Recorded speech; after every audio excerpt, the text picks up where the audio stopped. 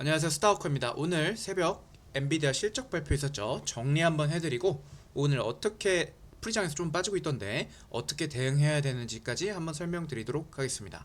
언제나처럼 멤버십 문의는 게시글에 있으니까 연락 주시고요. 자, 오늘 엔비디아 실적 발표 중요한 세 가지죠. EPS, 매출, 가이던스 세 개 다 비트했습니다. 한마디로 서프라이즈였습니다. 시장 예상치보다 높으면 서프라이즈, 예상치보다 낮으면 뭐죠? 쇼크라고 하죠. 그런데도 불구하고 지금 프리장에서 엔비디아가 한 2% 정도 빠지고 있다. 왜 그럴까요? 바로 이 두 가지인데요. 일단 첫 번째, 엔비디아 매출에서 가장 큰 비중을 차지하는 데이터 센터 매출이 예상치보다 조금 1% 정도 나왔습니다. 물론 미친 듯한 성장했지만 1%라도 지금 떨어지면 안 되는 게 엔비디아 실적 발표입니다. 그 다음 네 번째, 젠슨 황이 제 예상과 다르게 굉장히 안전하게 말했더라고요. 중국향 반도체, 즉 H20과 B30A에 대한 이야기를 거의 하지 않았고 실적 발표에서도 예상치 가이던스에서도 얘네 매출을 아예 빼놓고 발표를 해버렸습니다. 왜 그랬을까요? 어떻게 될지 모른다고 보기 때문이고 시장은 그래서 살짝 걱정하는 눈치로 빠지고 있는 것 같습니다. 보시면 매출이 이 정도였고요. 그 다음에 데이터 센터가 41이죠. 거의 46분의 41이야. 거의 이건 뭐 80% 이상의 매출이 데이터 센터에서 나오고 있다. 물론 여러분 전년 대비 56%, 1년 전 대비 56%가 성장했습니다. 미친 성장입니다. 그런데도 불구하고 시장은 이게 아쉽다고 보고 있습니다. 그리고 예상보다 높았던 게 여러분 이 게이밍 매출인데요. 게임은 사실 조금 지금 버린 느낌이 있거든요. 게임에 쓰는 GPU 말하는 거야. 컴퓨터에, 개인용 퍼스널 컴퓨터에 들어가는. 근데 얘가 예상치보다 조금 높게 나온 편이기도 해요. 그래서 여러분 매출이 영어로 revenue고요. 매출 총이익을 gross profit이라고 합니다. 매출 총이익률이 그래서 72%입니다. 미친 수준이죠. 거기서 이제 판매관리비, 인건비 빼면은 뭐야? 그게 오퍼레이팅 익스펜스거든요. 그러면 그걸 빼면 영업이익이 나오죠. 영업이익이 60%가 넘습니다. 미친 거죠. 그리고 그 다음에 뭐 세금 내고 내고 하면은 결국 여러분 뭐가 남았냐? 57%가 남습니다. 이야, 100을 팔았는데 57%가 남았대. 근데 주가가 떨어진대. 참네, 웃기죠? 그만큼 지금 거의 퍼펙트한 수준을 엔비디아에게 요구하고 있습니다. 이건 1년 전 대비고, 자, 요거는 제가 급해서 우리 텔레그래머 중에 올바른이라고 제가 정말 좋아하는 올바른님의 계정에서 퍼왔습니다. 보시면 아시겠지만 여기 가셨던 거든. 봐봐, 데이터 센터가 있지? 매출이 늘긴 늘었어. 근데 데이터 센터 매출 중에 컴퓨트 부분이 예상치 오히려 전분기보다 조금 줄었어. 전분기 대비 줄었어. 물론 네트워크는 미친 듯이 늘었어. 하지만 매출 비중이 조금 더 높은 이 위에서 컴퓨터에서 1%가 빠졌어. 오히려 괄호친 게 이게 줄었다는 뜻입니다, 여러분. 그래서 여러분 시장에서 이걸 굉장히 안 좋게 보고 있었던 겁니다. 아시겠죠? 그래서 전분기 대비 6%, 전년 대비 총 56% 정도 올랐다고 합니다. 일치하죠? 그지? 그지? 매출 자체 이걸로 봐야 되는구나. 매출 자체가 1년 전 대비 56% 올랐고요. 얘도 56% 올랐다고 나와죠. 딱 숫자가 맞죠. 그래서 여러분 이런 식으로 아쉬운 부분이 요거 데이터 센터 매출 중에 컴퓨터 부분이 1% 떨어졌다. 야, 이거 이제 다 성장한 건가? 이런 얘기하고 있지만 이따 말씀드리겠지만 저는 그렇게 보지는 않습니다. 그래서 여러분 정말 미친 듯하게 24년 1분기, 2분기부터 미친 듯이 챗 GPT 나오고 있대, 그죠? 제 기억이 23년 말이거든요. 챗 GPT 나오고 그 다음부터 미친 듯이 사람들이 투자하기 시작해서 기울기가 유지돼, 그지? 근데 이번에 아쉬웠다는 게 뭐냐면 이거야. 오르긴 올라. 근데 이 오르는 각도 미분값이라는데 기울기가 조금 이렇게 완만해지는 거 아니냐. 한계 효용 체감의 법칙 있죠? 한계 체감하는 것 아니냐 라는 매기가 나와서 이번에 조금 아쉽게 반응하고 있는 겁니다. 근데 여러분 아까 삼성증권의 문준호 애널리스트가 썼던 글인데 제가 생각한 거랑 너무 똑같아서 결국 빠진 건 뭐야? 신고가 거의 다 부근에 와서 많이 올라있기 때문에 빠진 거야. 그러니까 부담스러운 거야. 한마디로 이게 첫 번째야. 내가 봤을 때 그래. 두 번째, QOQ 데이터 센터 매출로 살짝 아까 아쉬웠던 부분이지? 그거 흠잡았다고? 근데 이분이 보기에 결국 본질은 블랙앤이랑 지금 주력 반도체죠, GPU. 그 다음 루빈 시리즈인데 야, 잘 만들고 있대. 기존 일정 변화 없대. 그러니까 뭐야? 앞으로도 잘할 거라고 엔비디아는 여러분들에게 이미 힌트를 줬다고. 근데 데이터 센터 매출 조금 못 올랐다고 그걸로 빠지는 게 말이 돼? 요런 논리고, 그 다음 또 뭐야? H20 수출 재개 전망이 보수적이었다. 근데 여러분 제일 제가 공감했던 게 바로 이건데요. 첫 번째, 어제 우리 영상에서 말했죠? 하이퍼스케일러, 즉 빅테크 기업들이 매출을 많이 올리고 있고, 그리고 자본 지출이죠, 캐펙스 투자.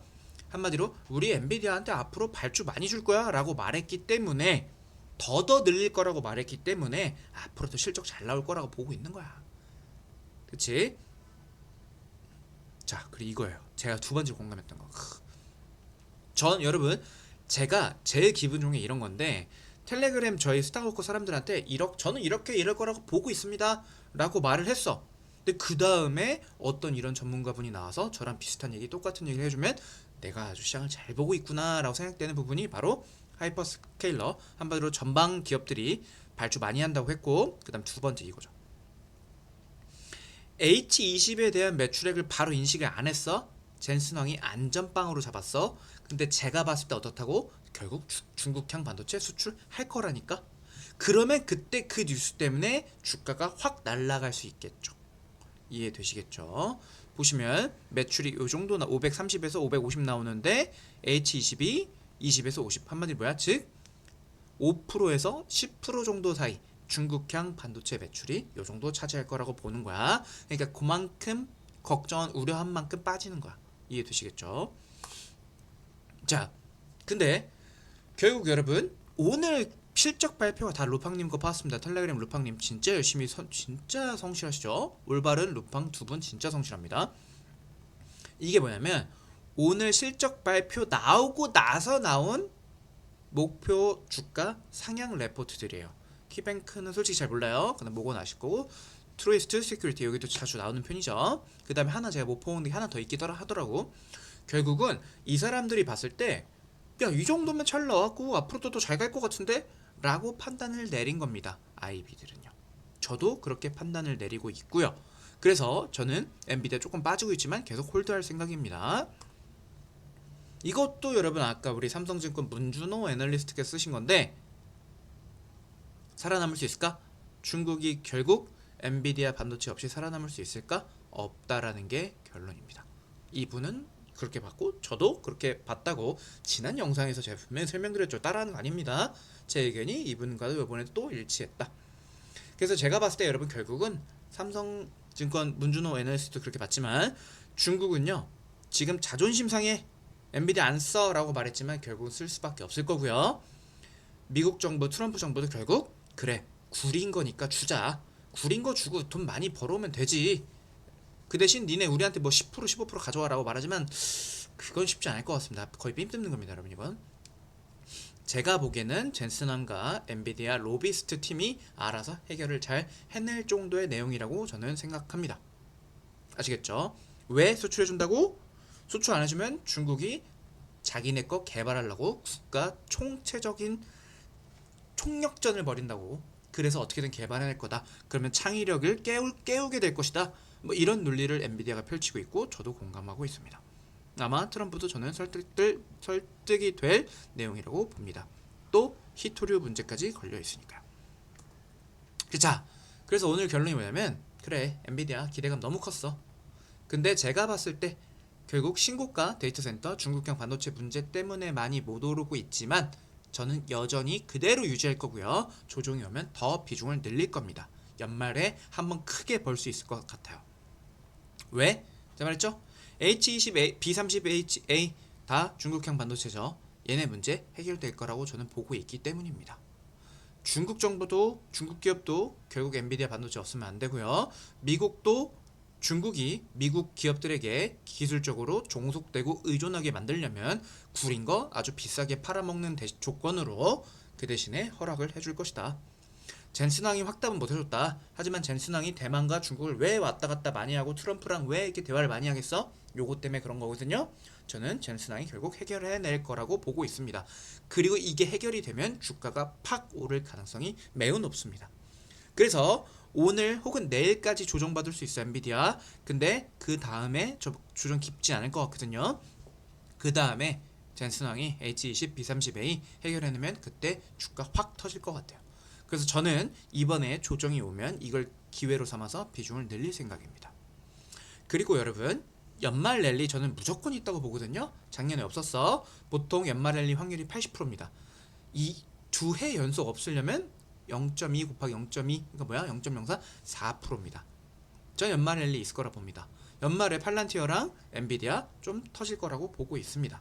그래서 전 요번 엔비디아 실적 발표 때문에 조정이 어느 정도 나온다면 저희는 IT, 빅테크, 팔란티어, 엔비디아 이런 애들 비중을 확대할 겁니다. 아시겠죠?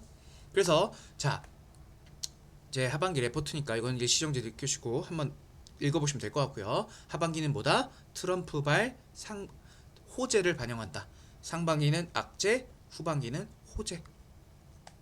그래서 지금 내용이 마음에 드신다면 저희 텔레그램 방에서 실시간으로 기사들 아까 말했던 루팡님 뭐 올바른님 그리고 각종 애널리스트들 자료 쫙 퍼와서 제가 이해하기 쉽게 설명해드리고 있다.